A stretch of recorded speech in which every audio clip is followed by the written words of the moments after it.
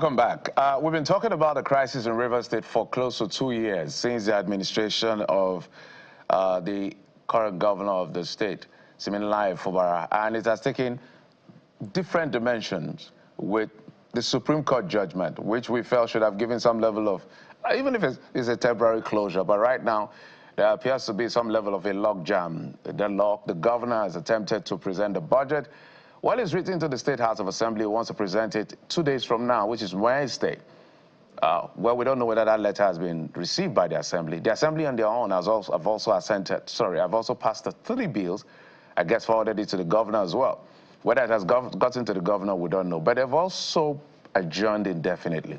So where does this leave all of us? Well, we're being joined by someone who is a very strong stakeholder in Rivers politics, Dokubo Asari, Torosarami Pri, Yelem Kalabari. Thank you so much for coming on the program, Alhaji. Good morning. All right, let's begin with what your interpretation of what is playing out in Rivers State is. There are so many commentaries as to what is happening in Rivers State, depending on who and what you're listening to. So let's hear from your own end as to what you make of this situation that appears not to be ending anytime soon. What is happening in Rivers State is one individual wanting to pocket Rivers State. It's its own. And a lot of commentators had analyzed the situation in Rivers State and had called on President Tinubu to step in and arrest the situation. I did a live broadcast on the 12th of December 2023. After the first failed meeting, which was very, very biased, tilted towards supporting Nyeso Wike, the Minister for Federal Capital Territory. And this video has become, this live broadcast has become viral recently because of the pronouncement of the Supreme Court. I'm not going to call the pronouncement of the Supreme Court a judgment, because there is nothing that the pronouncement of the Supreme Court said that had anything to do with the law in Nigeria. It's a total abuse of the law of Nigeria. Everybody knows, all of us know that the Supreme Court is supposed to be the final arbiter. The words of the Supreme Court are final. So the Supreme Court not assumed that because their words are final, they will import into these powers that they do not have, morally depraved decisions that clearly against the Constitution and the people of Nigeria. We're not just talking about Rivers State. For instance, does the Supreme Court really have jurisdiction to adjudicate on issues concerning local government elections? It's very clear. Local government elections adjudication ends at Court of First Instance, which is the High Court.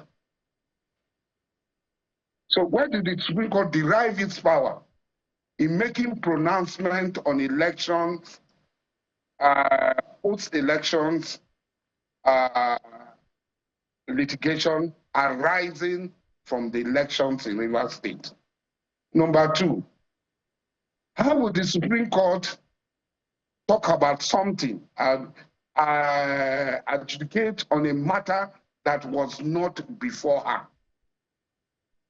Can the Supreme Court go on a flurry of its own to import matters that were not before her and start to make decisions on those matters? The issue of defection was not before the Supreme Court. The issue of defection is still at the High Court. So how did the Supreme Court get those matters into the Supreme Court to make pronouncement on it? Other than that, there were people behind the scene dictating to the Supreme Court what the Supreme Court ought to say. So they have said it. And I think the governor was in a haste to have accepted the judgment. Alhaji Dokubo, that would be, if I may, that would be impugning on the integrity of the Supreme Court. Yes, I am. No, the you Supreme can't. Court No, has no no, integrity in Nigeria. no, Alhaji, we will not allow you impugn on the integrity of the Supreme Court. So if the Supreme Court is wrong, if the Supreme Court is not God. In your words, the Supreme Court this can just decide that you, as the person interviewing me, you should die. And immediately they go and kill you, they hang you, or you are sent to a firing squad because the Supreme Court said so. That's why the Supreme Court final and nobody can talk when there is glaring corruption. Alhaji, in his pronouncement. Alhaji, yes, I understand what you're saying. I understand what the grievances are. The analogy you gave is not particularly the same. What we're saying is that the analogy I gave, the same judgment. Was there no same judgment about defection in the case of Plateau State? But 13 or 15 people defected to a different party. What I'm saying in essence is that you can disagree with the judgment of the Supreme Court, but you have to accept it without impugning on the integrity of the Supreme Court. That's what I'm saying. I will not accept it. I will not. This is the Supreme Court we're talking about. So let's move on from... So in addition, now that the Supreme Court has made its decision, and that is the final decision as far as we have now, I want you to speak to the current logjam we have found ourselves. I know there are peripheral issues, undercurrents all over this issue at the end of the day. And you are a stakeholder, you are a traditional ruler now, and there's a lot on the table. Peace in Rivers State is where we're heading to. And you've made allegations as to who is pushing what and all of that. We know all of this. Now, what do you think needs to be done? Because right now, there is grandstanding on both ends. I think that the Supreme Court had given so much power to one side and had taken the sovereignty of the people of Rivers State away from the people of Rivers State, which was invested on the governor of Rivers State. Having said that, when Yaradua was sick, there was the need, because there was no constitutional provision as to what to do. There was the need for what they called, what did they call that? That they contrived something for the good of the people. The president should come out openly, because the first initiative he took did not work. It is not left for him. It is wrong for the president to come out to say that people should go and obey the judgment of the Supreme Court, the supremacy of the judiciary. When the law does not stand as the law, when the pronouncement of individual becomes the law, then it is dangerous. You are asking people to resort to self-help. Right. The president can save the situation by falling back to the doctrine of necessity, by calling both parties to a round table to resolve this logjam. That's the only solution now, because they have added more feathers to the feathers of the wings of Messiah Sawike and his followers to continue with their impunity, to continue. How can the Supreme Court give a judgment that have collective punishment of the people of Rivers State by seizing the allocation of Rivers State? By seizing the allocation of Rivers State.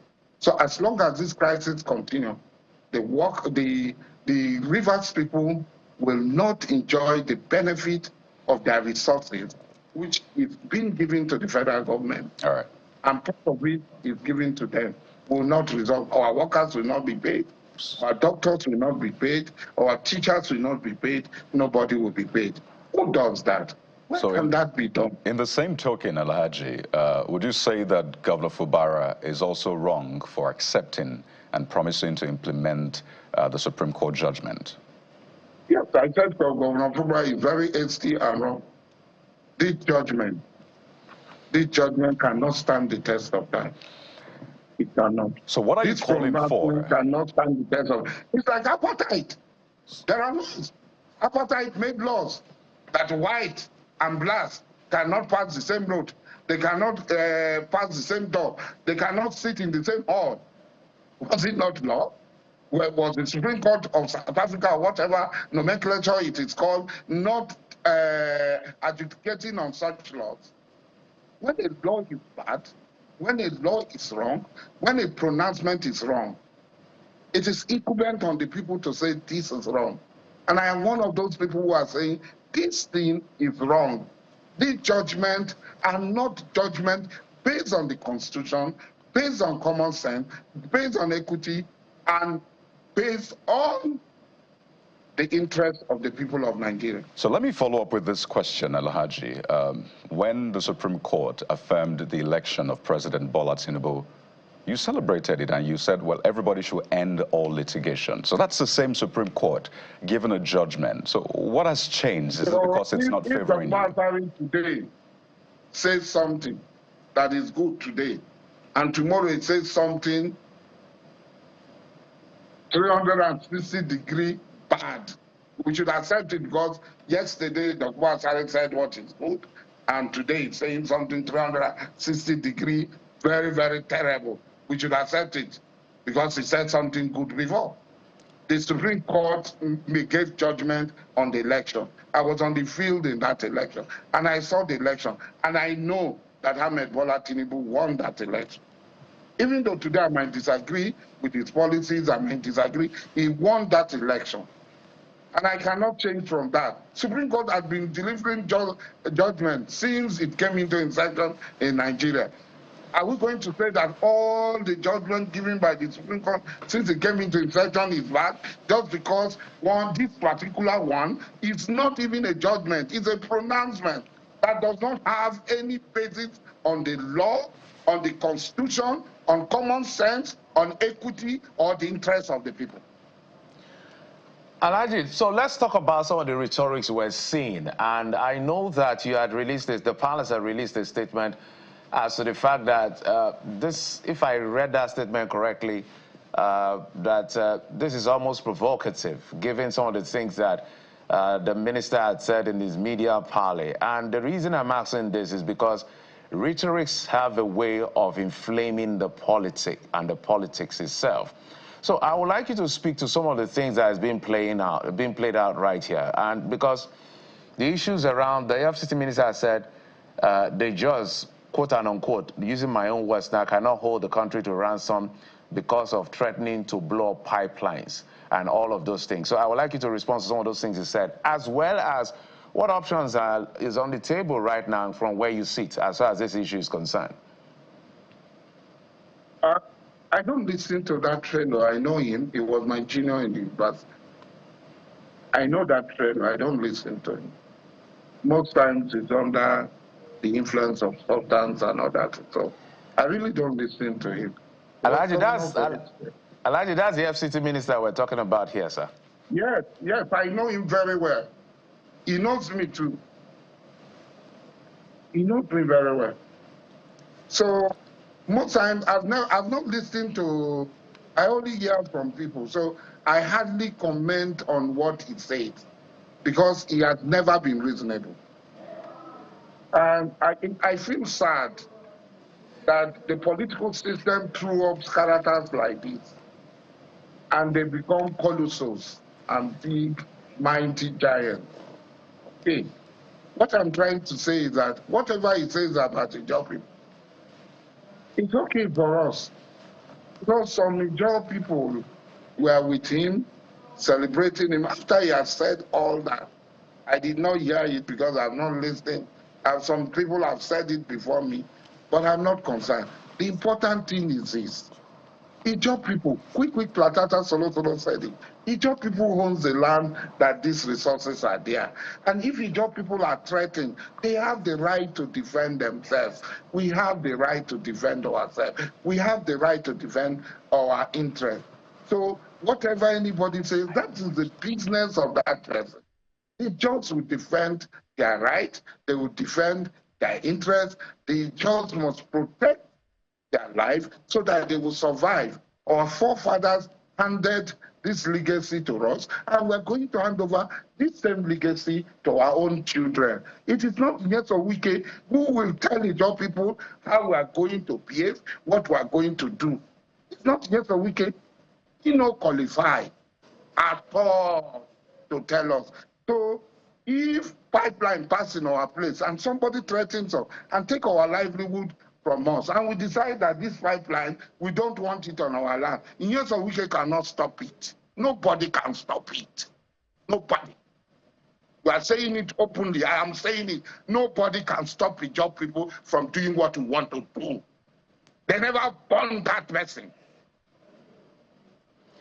But he also said that the protection of the pipeline, the project or the contract itself, was given to an Ijaw person. So is that going to be a conflict of interest if he or his company is trying to protect the pipeline and the same people are trying to destroy the pipeline? We have not, when Ijaw takes a decision, then whoever is given anything to do anything fall in line. I don't think an Ijaw man will stand in opposition to the collective interest and survival of Ijaw. So has a decision been made? Has a decision been given to those pipelines? I am not, today, I was former president of the Ijaw Nation as president of the Ijaw Youth Council. That was about 25 years ago. I am not the president of INC. I am not the president of the Ijaw Youth Council. I am not the president or chairman of the Ijaw Council of Traditional Rulers and Leaders of Thought. They are their chairman. When they call us and we meet, we have not met. A decision has not been taken. But it's very dangerous. It's very difficult. Look, I know Ijaw people. Ijaw people are the easiest people to mobilize. That's why you are seeing it's just a tip of the iceberg. You are seeing Ijaw demonstrating in Abuja, demonstrating in